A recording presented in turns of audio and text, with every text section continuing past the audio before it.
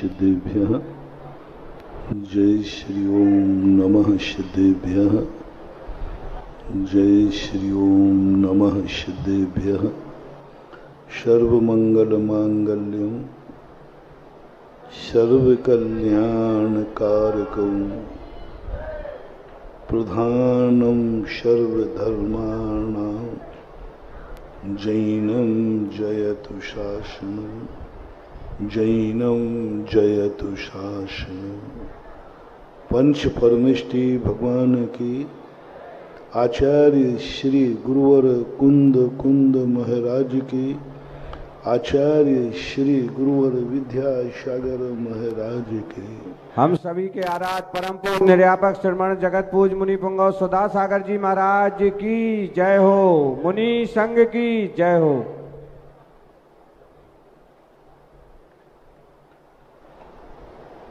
जो व्यक्ति स्वयं की जिंदगी में स्वयं से खुश न हो, वो दूसरे को खुशहाली नहीं दे सकता। जो स्वयं सुखी नहीं है, वो दूसरे को सुखी नहीं कर सकता। जो स्वयं पवित्र नहीं है, वो दूसरे को पवित्र नहीं कर सकता। जो स्वयं धनवान नहीं है, वो दूसरे को धनवान नहीं कर सकता। जो स्वयं बलवान नहीं है, वो दूसरे को बलवान नहीं कर सकता। अंधा व्यक्ति दूसरों को आंखें नहीं दे सकता। लंगड़ा व्यक्ति किसी दूसरे को मंजिल पर नहीं पहुंचा सकता। अधर्मी व्यक्ति कभी किसी को धर्मी नहीं बना सकता। दुर्जन कभी किसी को सज्जन नहीं बना सकता। आग के कुंड से कभी पानी नहीं निकल सकता। ये नीतियां हैं। ये नीतियां हैं, सिद्धांत नहीं। ये नीति बनाई गई कि आग के कुंड से कभी पानी नहीं निकलता। ये नीतियां बनाई कि अपवित्र व्यक्ति पवित्र नहीं कर सकता। समर्थहीन व्यक्ति कभी समर्थवान को समर्थ नहीं बना सकता। ये नीतियां हैं। ये संसार के हुसूल हैं, संसार के नियम हैं। बस धर्म की महिमा यहीं बढ़ जाती है। धर्म यहीं महान हो जाता है। इसलिए धर्म में चमत्कार कहा जाता है। धर्म कहो, चमत्कार कहो, अतिशय कहो, ये प्रायः धर्म क्षेत्र में ही लगाया जाता है। संसार में कोई अतिशय नहीं होता। संसार में कोई चमत्कार नहीं होता। वो तो होता है, सबने देखा है, सबको मालूम। किसको मालूम नहीं है कि अग्नि के कुंड से कभी पानी नहीं भर सकते। वो तो सबको मालूम है कि अंधा कभी किसी को रोशनी नहीं दे सकता। गरीब किसी को अमीर नहीं बना सकता। लंगड़ा किसी को पहाड़ पर नहीं चढ़ा सकता, क्योंकि वो खुद ही लंगड़ा है। ये संसार के जितने नियम हैं, ये नियम कभी, संसार के जितने नियम हैं, ये कभी सिद्धांत नहीं होते। ये कभी सत्य ही हो ऐसा नहीं होता। आंख ही देखती है ऐसा मत मानना। कान ही सुनते हैं, ये संसार के नियम है, सिद्धांत है। मुख से ही बोला जाता है, ये सिद्धांत है, नीतियां हैं, संसार के सिद्धांत। पैरों से ही चला जाता है, ये संसार के सिद्धांत। ये सत्य नहीं है। ये सामव्यवहारिक सत्य कहलाते हैं। हमारे सिद्धांत ग्रंथों में आया एक सामव्यवहारिक सत्य, जो व्यवहार में कहने में आता है। है नहीं, व्यवहार के लिए। जैसे एक आप नोट को कहते हैं ये मुद्रा है, ये व्यवहार में कहने में आ रहा है। सरकार चाहे तो 1 मिनट में वो कागज हो जाएगा। अभी नोट है 500 का, 1 घंटे अंदर अंदर वो कागज हो जाएगा, निर्मूल हो जाएगा, कोई उसको पूछेगा नहीं। कल जो 500 का नोट था आज वो कागज हो गया। जितने भी दुनिया में हमने टाइटल दिए हैं, ये किसी न किसी ने इसको मूल्यवान बनाया है, था नहीं। इसी का परिणाम तो है कि वस्तु के रेटों में उतार चढ़ाव आते हैं। उतार चढ़ाव बता रहा है कि कोई वस्तु का मूल्य नहीं है। 4 लोग मिल जाएं तो भाव बढ़ा दें और 4 लोग निकल जाएं तो भाव घटा दें। ये मंडी का व्यापार है। अनाज की कोई कीमत नहीं है, अनाज की कोई कीमत नहीं है। अनाज तो पृथ्वी तुम्हें फोकट में देती है, कुछ भी नहीं लेता। अनाज वस्तुतः किसके पास से आया? खेत से। खेत ने तुमसे कितने रुपया लिए? कुछ नहीं लिया, फोकट में दिया। अनाज का कोई मूल्य ही नहीं है, वो तो प्रकृति प्रदत्त उपहार है। उपहार की कीमत नहीं होती। निर्मूल भी हो सकता है और अनमूल भी हो सकता है। पेड़ में फल लगते हैं, फोकट में लगते, कौन लगाता है? आम ने कब तुमसे पैसा लिया? आम ने कब कहा तुम इतना रुपया दो तब फल खा पाओगे? प्रकृति ने जो वस्तुएं दी हैं सब निःशुल्क दी हैं, उपभोग के लिए दी हैं। तुम भोगो, तुम खाओ, तुम पियो। ऐसा एक नियम था। भोग भूमि क्यों होता है? भोग भूमि में कोई भी व्यक्ति कुछ रखता नहीं है, भोगते हैं। फसल आई, खा पी के खत्म करी। व्यापार था ही नहीं, विनिमय था ही नहीं। और व्यापार था तो अदला बदली थी। कई लोग पूछते महाराज चौथे काल में कौन सी मुद्रा चलती थी? मैंने कि मुद्रा ही नहीं थी। मुद्रा तो ये वणिक वृत्ति आ गई। वस्तु का व्यापार होता था। तुम एक वस्तु जो तुम्हारे पास है मुझे दे दो, उसके बदले में तुम ले लो। मजदूरों को पैसे नहीं दिए जाते थे, अनाज दिया जाता था, कपड़े दिए जाते थे। कपड़े खरीदे नहीं जाते थे। जहां अनाज होता वो कपड़े ले लेता था, कपड़े जहां कपड़ा होता था वहां अनाज आता। विनिमय था, अदला बदली, बस कुछ नहीं करना। क्योंकि नियम बनाए गए थे कि प्रकृति जो चीज देगी उसको बेचना नहीं है। फोकट का माल लेकर के बेचना यही पाप है, यही अपराध है। तुम्हें फोकट में मिला, तुम उसको बाजार में बेच रहे हो। गिफ्ट आपको मिली है फोकट में, कोई पैसा नहीं लिया गया, आपका मेहनत का मूल्यांकन किया गया और तुमने जाके वो गिफ्ट बाजार में बेच दी। बहुत बड़ा अनादर किया आपने। अब कभी भी आप आगे पुरस्कार नहीं पा पाओगे, क्योंकि आपने गिफ्ट को बेच दिया। गिफ्ट अनमोल होती है, गिफ्ट का कोई मूल्य नहीं होता। एक पेंसिल भी क्यों ना मिले पुरस्कार में, उसको कभी बेचना नहीं चाहिए, क्योंकि वो पुरस्कार में मिली है। और वो पुरस्कार में रखी हुई वस्तु को आप सुरक्षित करो। बहुत पॉजिटिव एनर्जी मिलेगी आपको, बहुत पॉजिटिव,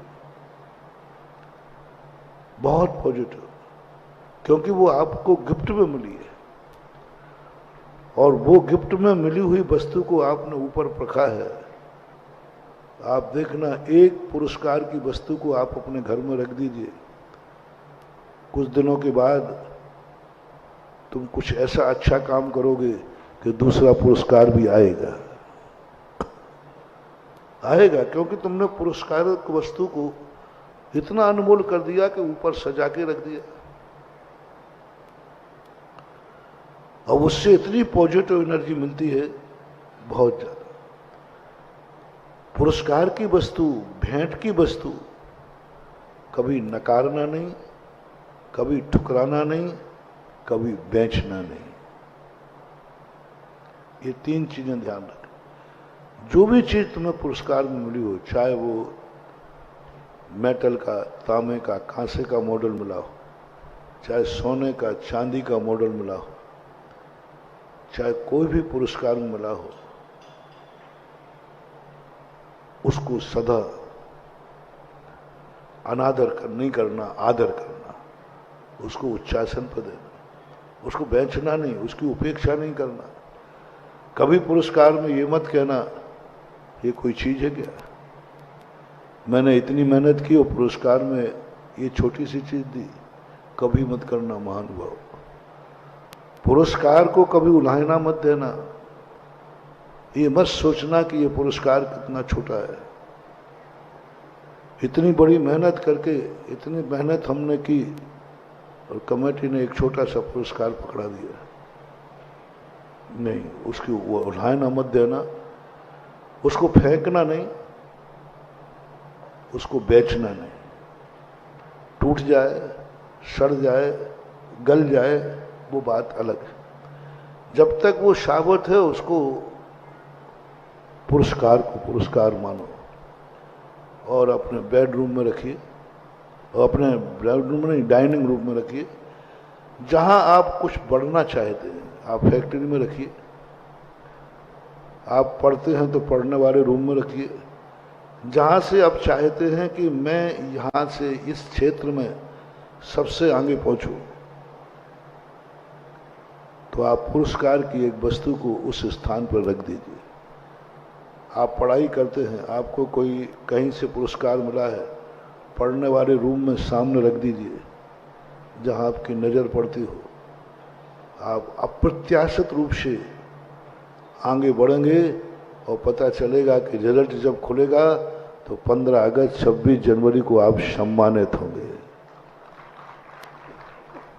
पॉजिटिव को पॉजिटिव ग्रहण करता है। पुरस्कार पुरस्कार को खींचता है। वो तुम्हें कोई मेहनत का पुरस्कार मिला है, वो तुम्हें खींचेगा, वो कोई दूसरी योग्यता देगा,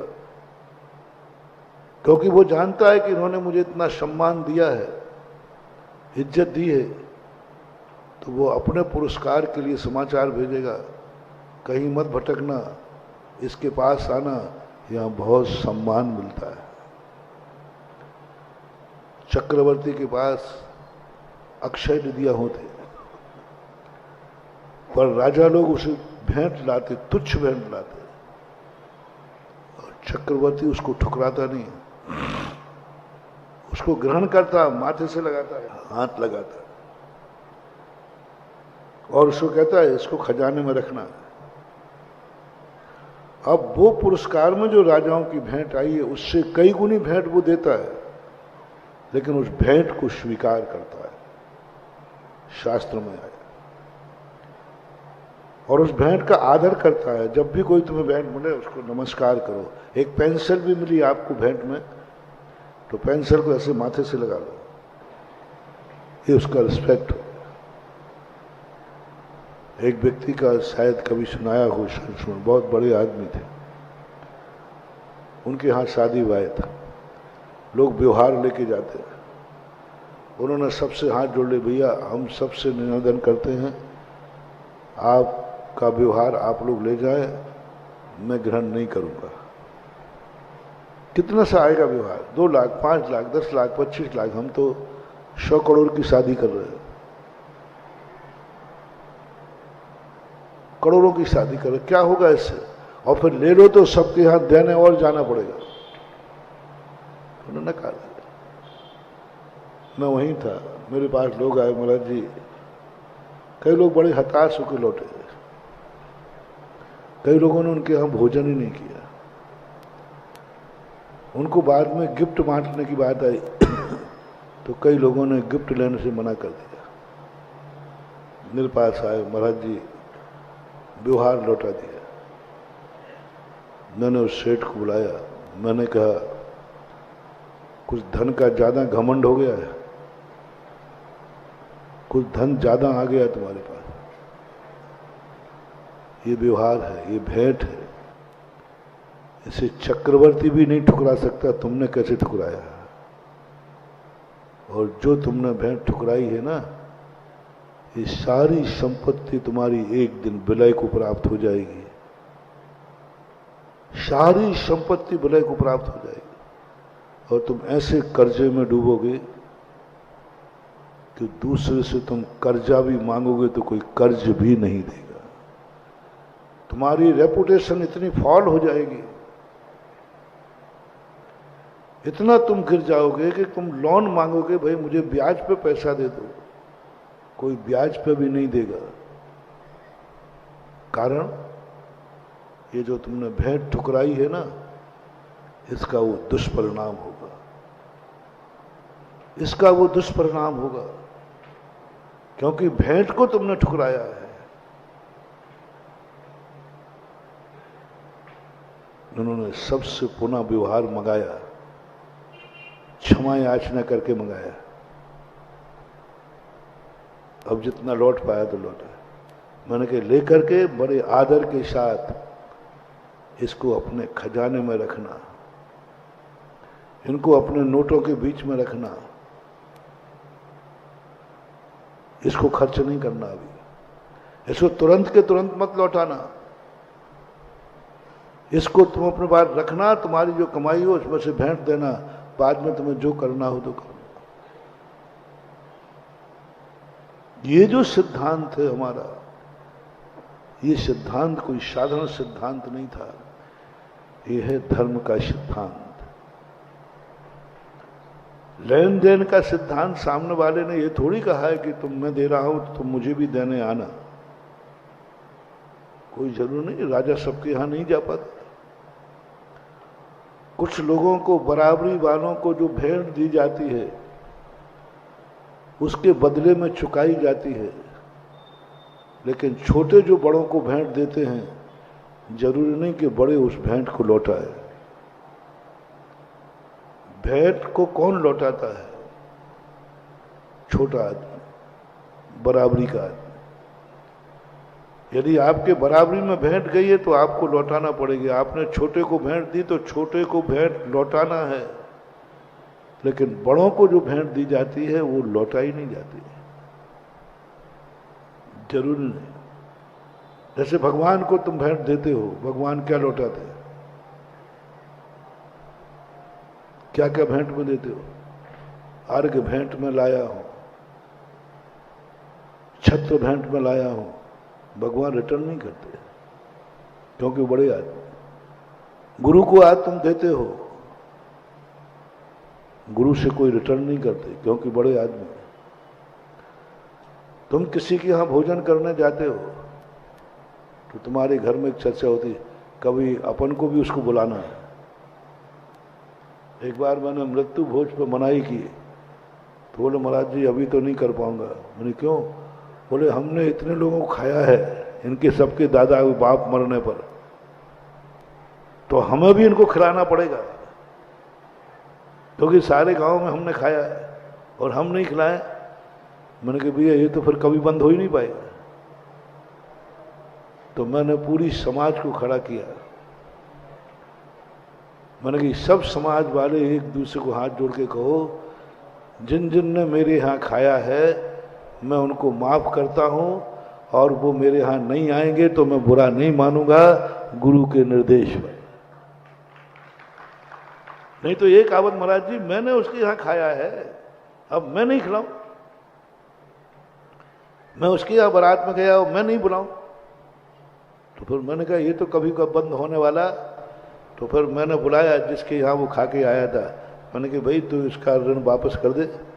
कहना भैया हमारी भूल थी जो आपको मैंने खिलाया, और अब मैं आपके इस व्यवहार को यहीं खत्म करता हूं। बड़ों को दिया हुआ भेंट वापस मिले कोई नहीं। राजा को हमने भेंट दी है, राजा का भेंट हमें वापस करे ऐसा कोई नियम नहीं है। आप प्रजा है, प्रजा राजा को भेंट दे सकता है, राजा प्रजा को भेंट देवे या ना देवे, जैसे भगवान और गुरु। माता पिता को तुम जो चीज देते हो भेंट में, माता पिता तुम्हें भेंट में देवे या ना देवे, आप माता पिता से नहीं ले, पिताजी मैंने आपका इतना दिया, नहीं, बेटा को करना पड़ेगा। बाप ने बेटे के प्रति जितना किया है उतना लौटाना पड़ेगा, लेकिन बेटे ने कुछ किया है तो पिता को लौटाना जरूरी नहीं है। लेकिन आपको छोटे की भेंट अस्वीकार नहीं करना, भेंट में जो चीज आए उसका सम्मान करना। और पुरस्कार और भेंट और पुरस्कार में बहुत अंतर है। पुरस्कार तुम्हारी योग्यता पर मिला है, वो कभी भी छोटा नहीं होता।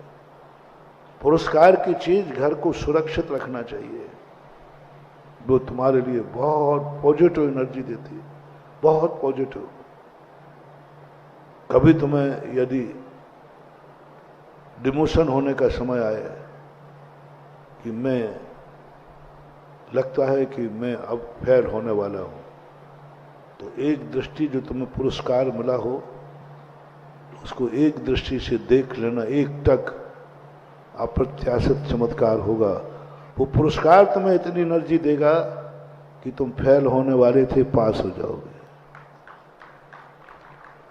ये पुरस्कार मात्र प्रोत्साहन नहीं है, ये पुरस्कार मात्र अहंकार नहीं है।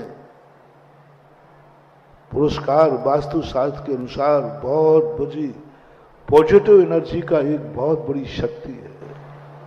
ये जो मंगल कलश तुम ले जाते हो, क्या समझते हो तुम? क्या समझते हो? चतुर्मास का मंगल कलश, मारने का मंगल कलश क्या है? करोड़ों रुपए का लेते हो, लाखों रुपए का लेते हो, सीधा बाजार से ले लो ना, सस्ता मिलेगा, चांदी के पैसे लगेंगे। यहाँ चतुर्मास का बटन उठा लोगे, करोड़ 1.5 करोड़ लगेगा। यही कलर इतने ही वजन का ऐसे ही का ऐसा जयपुर में मिलता है। मैं एड्रेस दिए देता हूँ, एड्रेस में दे देता हूँ, जहां से बन के आया वहां से खरीद लाना और रख लेना। और फिर जो तुम्हारा करोड़ों का कलश लेके जाए बोले मूर्ख बुद्धू कहीं का, तू इतने में लाया, 3 किलो का 4 किलो का बनता हो, 3-4 किलो का बनता हो। क्यों भाई 3 किलो का मानो, 3 किलो चांदी कितने की हुई? 60,000 मान लो, 180 की हुई ना। 180 और 1 करोड़ में कितना अंतर है बोलो भाई? वही कलर 10 आप टंच करा लेना, टंच करा लेना, दोनों एक ही दुकान के, एक ही कलर, एक ही सब कुछ। 1 करोड़ में आया है और 1,80,000 में आया है। बताओ होशियार कौन है? अशोक दिलवाड़ा बताओ कौन होशियार है? अरे 1 करोड़, पागल हो गया? 1 कितने रुपये गए? हाँ क्या बात है। मैं पहले बहुत सोचता था इन सब पर कि ये जब बुद्धि नहीं थी तब की बात कह रहा हूँ। मैंने कि ये कमेटी वाले ऐसा धंधा तो मैंने आज तक देखा नहीं। ये लूटते हैं, जनता को लूटते हैं। मैं बड़ा आलोचक था इन सब चीजों का। ये लूटते हैं, 1,00,000-1.5 लाख की चीज को 1 करोड़ में दे रहे। इतनी लुटाई तो मैंने आज तक कहीं। अरे भाई कितने लूटेगा? 1.5 लाख की चीज 3 लाख में दे देगा। 1 करोड़, और उसकी भी कीमत नहीं, कहो मौका मिल जाए तो 2 करोड़, और आचार्य सिंह और बैठ जाए तो 10 करोड़। मैंने कि लुटे रहे हैं, ये सबसे बड़ी लूट मची। और साधुओं के सामने लूट रहे खुले आप। वो चोर कम से कम छुपके तो लूटता है।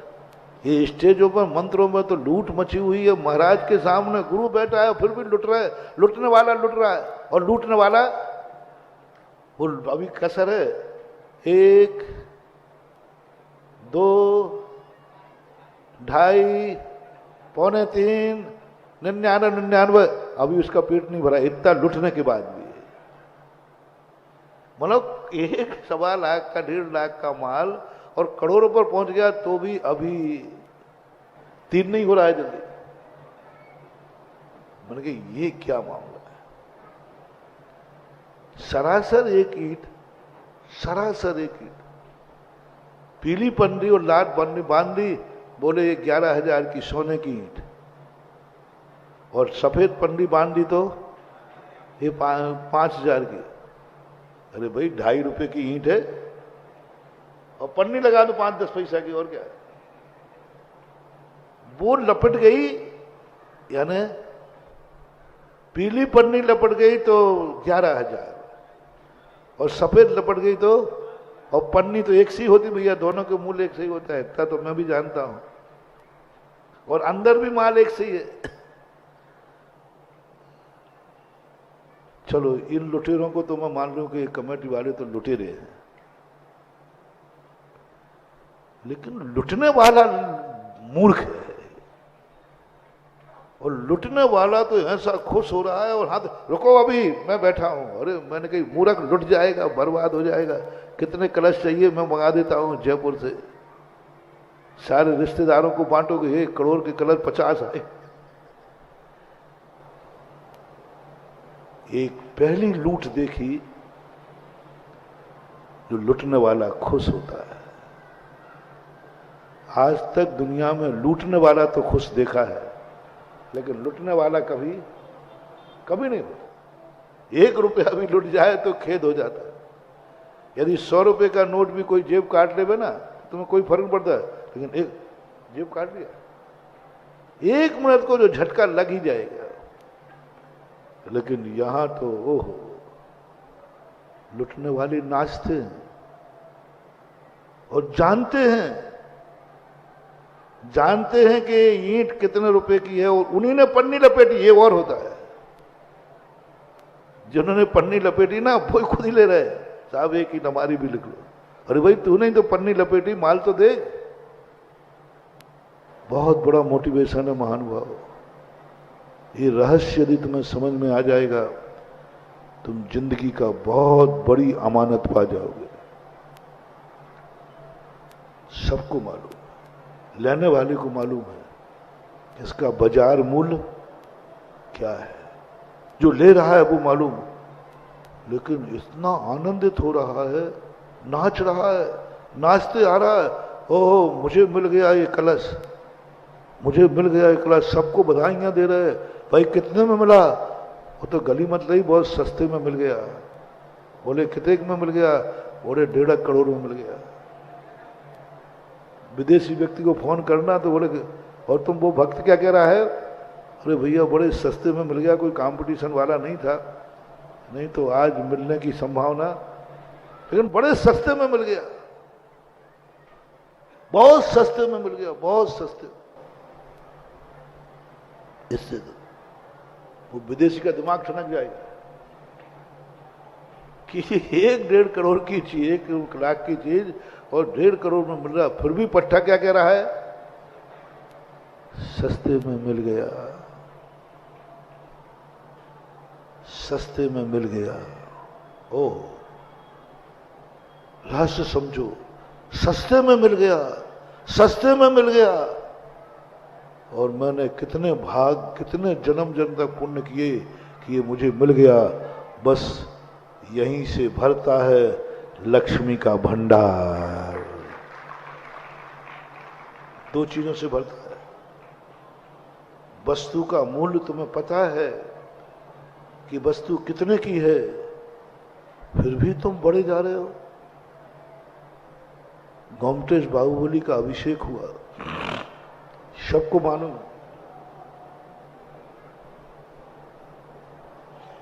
11 से 1100 रुपया में अच्छी तरह शांति से करो, बस 1 दिन बाद कर लेना। 11 बढ़िया, और 1100 में 2 चले जाओगे तो हाँ जाओ, बाद में तो 500 में पूरी फैमिली को करा देते। बाहुबली वही, सब कुछ वही है। और 11 करोड़ का लेके 5 मिनट का कलश वही, मचान वही, जल वही, सब कुछ। और क्या कह रहा है? बड़ा सस्ते में मिल गया। जब भी तुम्हें कोई धार्मिक क्रिया करने का मौका मिले तो 2 चीजें जरूर करना महानुभाव। एक तो 1 मिनट को खुद को धन्यवाद देना, मैंने जन्म जन्म में कितना पुण्य किया जो ये कार्य मुझे करने का मौका मिला, किसी भी धर्म का, पुण्य कार्य में नहीं है, धर्म क्रिया में नहीं है। तुमने कितनी क्रिया की, तुमने कितनी मेहनत की, तुमने क्या, ये कोई धर्म नहीं है, मेहनत का धर्म नहीं है। कितनी मेहनत तुमने की, इसका कोई कीमत नहीं है। हाँ, कोई कीमत नहीं, वो तो पसीना है। पसीने की कमाई का अर्थ है मैल की कमाई। पसीने की कमाई का अर्थ मैल की कमाई, और मैल की कमाई कभी अच्छी नहीं होती, उसमें पुण्यबंध नहीं होता। आप इतनी मेहनत करते हैं, एक मजदूर इतनी मेहनत करता है कि दिन भर पसीना बहता है, वो कहता है पसीने की कमाई है, तो पसीने की कमाई तो गंदी कमाई, गंदी कमाई है। उस गंदी कमाई से गंदे काम होगा। मजदूर की ज्यादातर कमाई गंदे कार्यों में क्यों जाती है? क्योंकि वो पसीने की कमाई है, खून पसीने की कमाई है। खून गंदा है कि अच्छा होता है, कुधात्म में आता है। पसीना मल है कि अमृत है, और खून पसीने की जो कमाई होती है वो गंदगी की कमाई होती है। उससे गंदा कार्य करोगे तो सारे मजदूर आप देखना 99% गंदे कार्य करते, क्योंकि वो उनके पसीने की कमाई है, मैल की कमाई है। उसको कमाने में उनको मैल निकल गया, पसीना निकल गया, गंदगी निकली, गंदगी को बाहर निकालना पड़ा, गंदा होना पड़ा। एक मजदूर पूरे जब मजदूरी करता है तो पूरा शरीर किससे लथपथ हो जाता है? बोलो, पसीने से। कमाने के लिए तुम्हें गंदा होना पड़ा, गंदाने के लिए जल मल पसीने से लथपथ हो गए। पसीने लथपथ होना गंदे होने की निशानी है कि अच्छा होने की? गंदे। जिस कमाई को करने में गंदा होना पड़ा, और गंदगी के परिणाम स्वरूप बनी पसीने की और खून की कमाई। खून तो कुधात्मों में आता है, खून तो एक अपने आप में अभक्ष है। खून पसीने की कमाई जो भी तुम्हें मिलेगी महानुभाव, तुम उससे अच्छा काम कभी नहीं कर पाओगे। एक नंबर में और खून कम पसीने में अंतर समझना थोड़ा। एक नंबर में और खून पसीने में। मैं बहुत सोचता हूं कि मजदूर लोग इतनी मेहनत से पैसा कमाते हैं, फिर वो पाप क्यों करते हैं? फिर उनकी सारी कमाई पाप में क्यों जाती है? फिर क्यों नहीं वो अच्छा काम करते? क्यों नहीं अपने बच्चे को पढ़ाते? क्यों नहीं अच्छा घर बनाते? क्यों नहीं वो अच्छे कार्य करते? इतनी मेहनत, बोलो भाई, सबसे ज्यादा मेहनत की कमाई किसकी है? मजदूर की। सबसे मेहनत की, तुम्हारी नहीं। मजदूर की कमाई सबसे मेहनत, बहुत मेहनत करता है। जिस टेम्परेचर में हम साधु लोग भी बाहर नहीं निकल सकते, उस 48 टेम्परेचर में भी वो मजदूरी धूप में करता है। इतनी मेहनत की कमाई, फिर भी उसके शाम को बुरे भाव होते हैं। फिर भी उसके शाम को बुरे भाव होते हैं। फिर भी शाम को उसका गंदे कार्य करने का भाव होता है। इतनी मेहनत की कमाई जुए पे लगा देता है, इतनी मेहनत की कमाई शराब पी लेता है, इतनी मेहनत की कमाई से बीड़ी सिगरेट गांजा भांग पीकर उड़ा देता है। आखिर क्यों? क्यों? अरे कोई सेठ हो वो अय्याशी करे तो ठीक है, कोई स्मगलर चोर डाकू अय्याशी करे तो ठीक है, फोकट का माल है, चोरी करके लाया, शराब पी रहा है क्योंकि फोकट का माल है। कोई स्मगलर करके आया है तो ठीक है, पी जा रहा है। कोई जुआ में जीत के आया है, फोकट की कमाई है, जेब काट के लाया, पी रहा है। वो बात तो समझ में आती है, क्योंकि ये पाप करके आया है। लेकिन मजदूर ने तो कोई चोरी नहीं की ना, मजदूर की तो कोई कमाई नहीं है, लेकिन पसीने की कमाई। जिस कमाई में पसीना निकलता हो, वो कमाई कभी अच्छे कार्य नहीं करने देगी। जिस कमाने में खून सूखता हो, उस कार्य में अच्छे कार्य नहीं करने दो, अच्छे बहुत अच्छे कार्य नहीं करने। जैसे मजदूरों का, मैं मजदूरों से कई बार पूछता हूं, मैंने कि तुम लोग ये बताओ क्यों करते हो? बच्चे को पढ़ाने को पैसे नहीं है, शराब को है मना शराब, रोते हैं महाराज जी पता नहीं क्यों। हम भी सोचते हैं कि भाई हमारे घर में, लेकिन पता नहीं महाराज शाम होते ही जैसे ही पैसा हाथ में आया दिमाग काम नहीं करता उनका, दिमाग काम नहीं करता उनका। वो कहते मेरे दिमाग ही काम नहीं, सब होश उड़ जाते हैं, पैसा हाथ में आते ही शराब की ठेके की तरफ जाने का भाव होता है। बहुत अच्छे मजदूर होते हैं जो रोते हैं, जो कहते हैं मुझे शराब पीना नहीं चाहिए, मेरा बच्चा, मेरी माँ बीमार है, मेरी पत्नी बीमार है, मेरे पास रहने को मकान नहीं है। बोले सुबह तो सोचता हूं, सुबह तो सोचता हूं कि अब आज से बंद करें, पीना बंद करेंगे, जो मजदूरी मिलेगी उसको इकट्ठा करेंगे। लेकिन बस महाराज शाम होते ही पैसा हाथ में आया नहीं और बोतल पैसा हाथ में। तो मैंने सोचा ये व्यक्ति अंदर से बोल रहा है, रो रहा है, ऐसा क्यों हुआ? बहुत वर्षों के बाद जब मैंने वस्तु तत्व को समझा, इस साइकोलॉजी को समझा, इस मनोविज्ञान को समझा, वास्तु शास्त्रों का जब अध्ययन किया, तब ये रहस्य खुला, ये पसीने की कमाई है, ये गंदगी की कमाई है, वो कभी अच्छा कार्य नहीं करने देगी, अच्छा कार्य नहीं करने देगी, वो बहुत अच्छा कार्य नहीं करने देगी।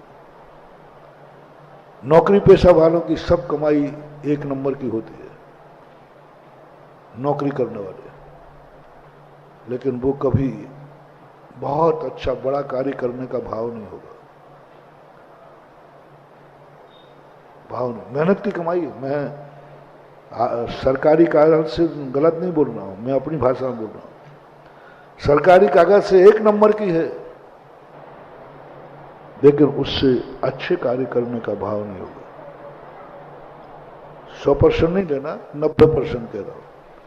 90% मजदूरों में भी मत लेना, 100%, 90% बहुमत की बात कर रहा हूं। नहीं हो सकता।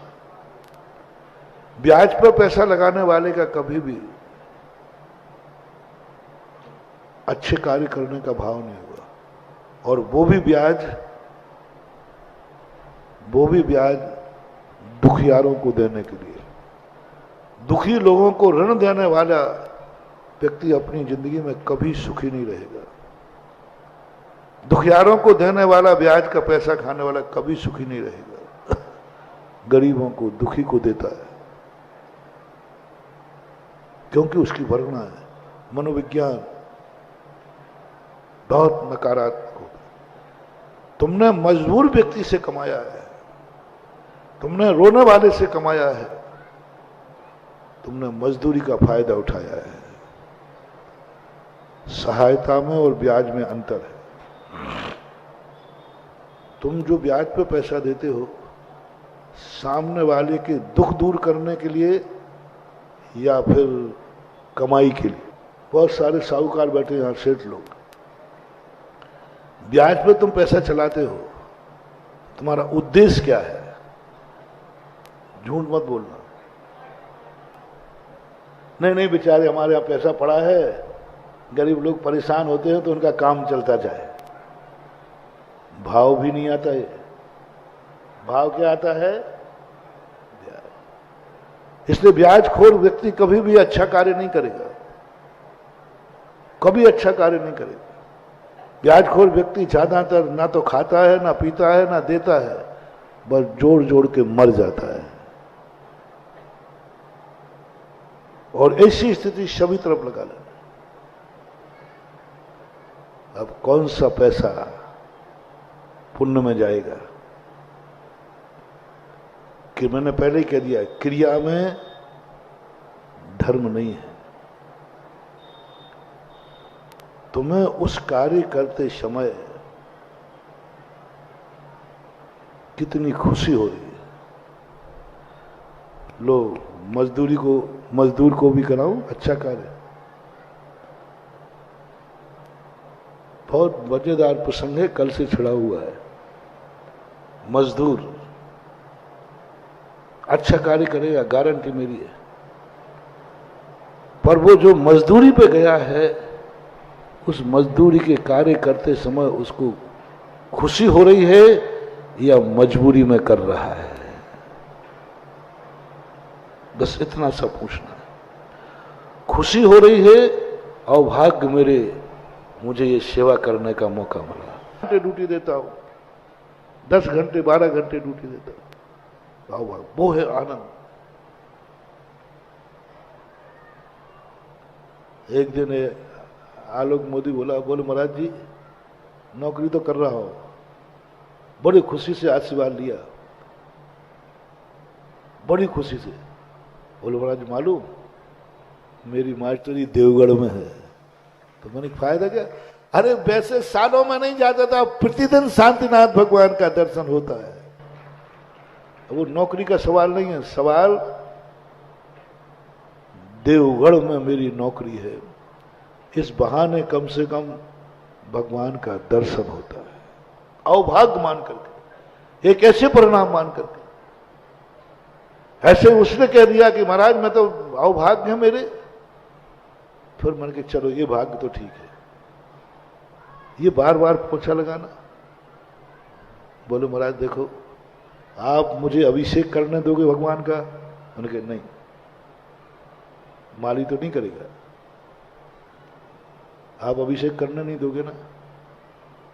तो मैं क्या मान के करता हूं, यहां पर वो लोग खड़े होते हैं जो भगवान का अभिषेक करते हैं, तो भगवान से कहता हूं भगवान आप तो मुझे अभिषेक करना नहीं दोगे, लेकिन जो अभिषेक करते हैं उस जगह को मैं अभिषेक करूंगा, जहां पांडु उसी स्थान को, और एक बूंद भी फेंकता नहीं था। आप लोग गंदोदक का अभिनय कर देंगे, वो उस स्थान के पोछे को लगा बाल्टी में लेकर के सीधा पेड़ में मिट्टी में लेके जाता था। बोले ये वो भाग्यवान लोग हैं जो भगवान का अभिषेक करते हैं, वे भाग्यवान इस जमीन पे खड़े होते हैं, उस जमीन का अभिषेक मैं कर लेता हूं। मैं स्तब्ध रह गया। मैंने कहा ले गया बारी है, आप लोग पूछो विशुद्धि किसकी ज्यादा है? बोलो भाई, विशुद्धि किसकी ज्यादा है? किसकी ज्यादा? उसकी विशुद्धि अभिषेक करने वालों से ज्यादा है, वो तुमसे आगे जाएगा। तुम ईशान इंद्र बनना, वो स्वधर्म इंद्र बन जाएगा, क्योंकि इतना समर्पण। इसलिए किसी भी धर्म कार्य करते समय कई स्थानों पर पहुंचने के बाद तुम भाई भगवान कौन से पाप किए जो यहां मेरी ड्यूटी लगी। एक बार पुलिस वालों को मैंने कहा था पंच कल्याण का कार्य, अरे मैंने कि भाई तुम्हें ड्यूटी तो कहीं देना ही थी, पुण्य कमा लो। हो सकता था किसी जंगल में किसी मुर्दे की ड्यूटी दे रहे होते, कोई डाकू जाकर के इनकाउंटर में मारा गया, कोई डाकू जाकर किसी ने मार दिया, उसकी डेड बॉडी को रखाने के लिए तुम्हारी ड्यूटी लग सकती है कि नहीं? महाराज लग सकती है। किसकी ड्यूटी?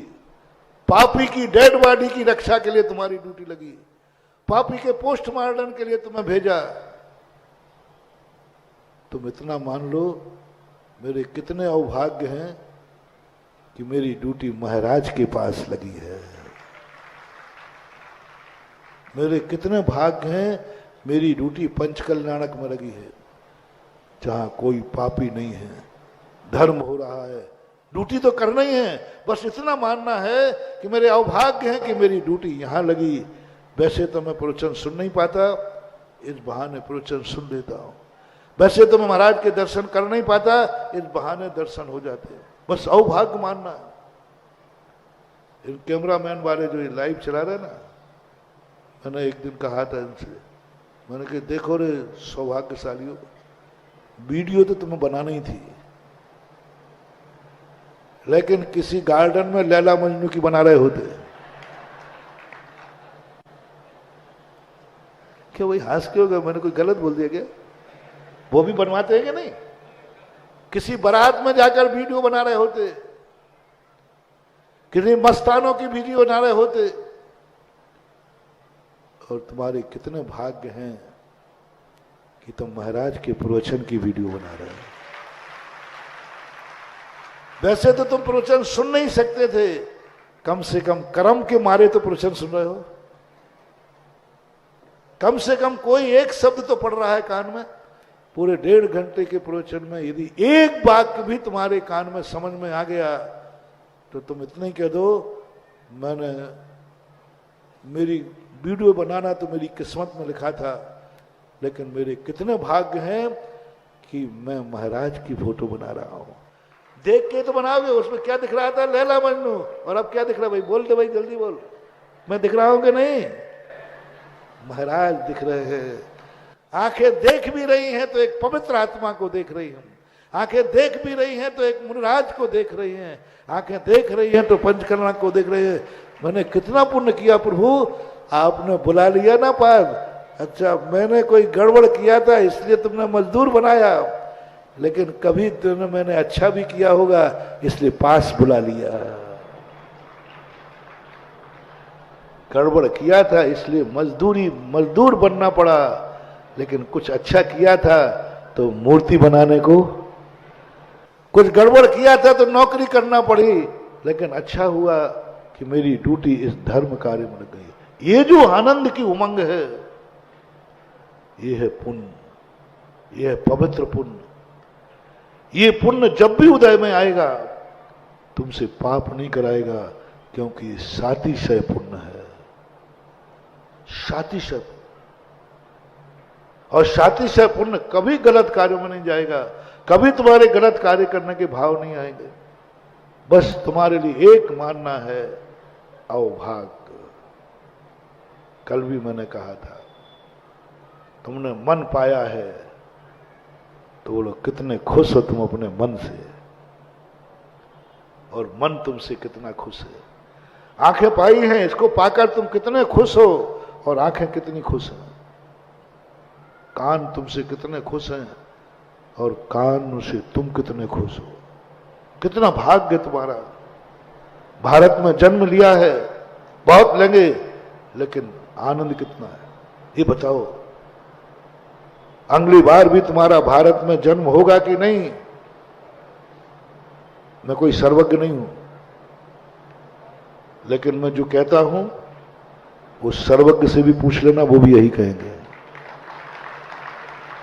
भारत में जन्म लेकर के तुम्हें कैसा लग रहा है? अमेरिका याद आ रहा है? व्हाइट हाउस, काश मेरा जन्म अमेरिका में होता। खत्म। और एक आ जाए, भगवान मैंने क्या पुण्य किए, जन्म तो कहीं लेना ही था, लेकिन मेरा जन्म आर्यखंड भारत देश में हुआ। अवभाग्य मेरे, मैं धन्य हो गया इस देश में जन्म पाकर के। मैंने कितने पुण्य, द्वारा जन्म पक्का, सब कुछ पक्का। तुम जिस जिस चीज में अपने आप को अभाग्यशाली मानोगे, वो तुम्हें अप्रत्याशित पुरस्कार मिलेगा। पुरस्कार पाने से दुखी नहीं होना। जो कुछ भी मिला है, जहां तुम हो, जब तुम्हें हीन भावना है, जब तुम्हें कमजोर, जब तुम्हारे मन में हीन भावना है, तब थोड़ा नीचे देख लेना चाहिए। तुमसे थोड़ा पीछे मुड़ के देखो, जो तुम्हारे पास है वो पीछे वालों के पास नहीं है। सावधान। मोटिवेशन नोट करें, जब जब तुम्हें बात आवे अपनी हीनता की बात, जब जब तुम जिंदगी से उदास हो, जो जो तुम्हारे पास है उसमें तुम्हें संतोष ना आए, थोड़ा सा पीछे मुड़ के देख लेना, थोड़ा सा देख लेना। जो तुमसे पुण्यहीन है उसको देख लेना, जो तुमसे ज्ञानहीन है उसको देख लेना, जो तुमसे धनहीन है उसको देख लेना। जो जिस चीज में हीन है, 1 मिनट उसको देख लेना। बस उसको देखने के बाद फैसला करना, जो उसके पास नहीं है वह मेरे पास है, यही गिफ्ट है, यही पुरस्कार है। उसको देखकर आनंद मनाओ, ओहो भगवान मैं कितना पुरस्कार हूं, जो पीछे वालों के पास नहीं वो मेरे पास है, तेरा भगवान शुक्रिया, बस हो गया, ये पुरस्कार है। या नंबर सबसे पीछे वह नंबर याद करो, और जितने नंबर तुम्हारे ज्यादा हो उसी को गॉड गिफ्ट मानो, उसी को गिफ्ट मानो, उसी को पुरस्कार मानो। और गिफ्ट जिसको मिलती है, मैंने पहले ही कह दिया, कोसना नहीं, फेंकना नहीं,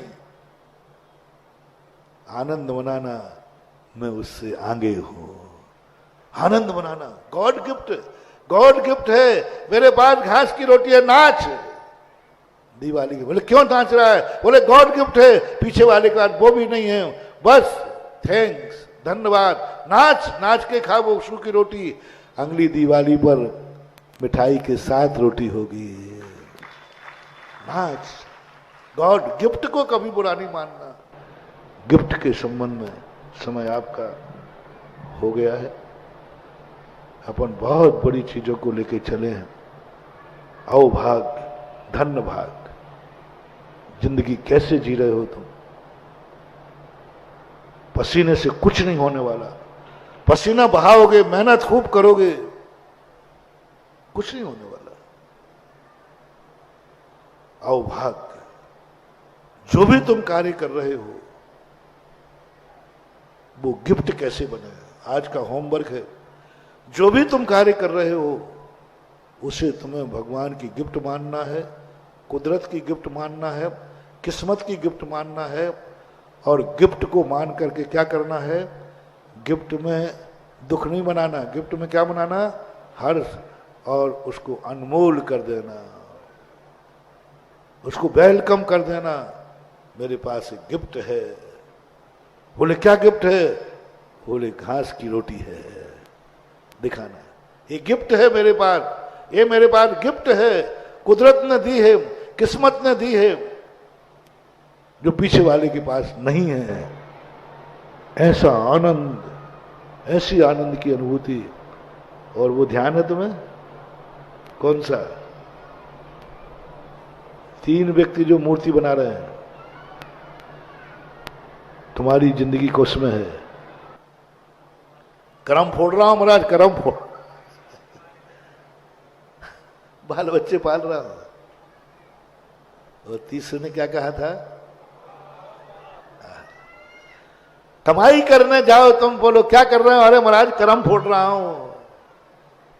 नहीं महाराज बाल बच्चे पाल रहा हूं। नहीं, कहो रे जैनियों क्या कर रहे हो, दुकान पे कैसे बैठे हो, बोले मालूम नहीं जिनेंद्र देव का मंदिर बना रहा हूं। ये कमाई ऐसे ही नहीं कर रहा हूं, जिनेंद्र देव का मंदिर बना रहा हूं, परोपकार कर रहा हूं, जीवन को धन्य कर रहा हूं। दुकान पे बैठे हुए अनुभूति आ जाए कि मैं जीवन को धन्य कर रहा हूं, जीवन मेरा धन्य हो रहा है, क्योंकि मेरी एक एक कमाई पाप में नहीं पुण्य में जाएगी। और पुण्य के लिए कमाने की बात आ जाए तो जीवन धन्य होता है। और चर्चा अपन बाद में करेंगे। आज इतने कह के विराम करता हूं। महावीर भगवान की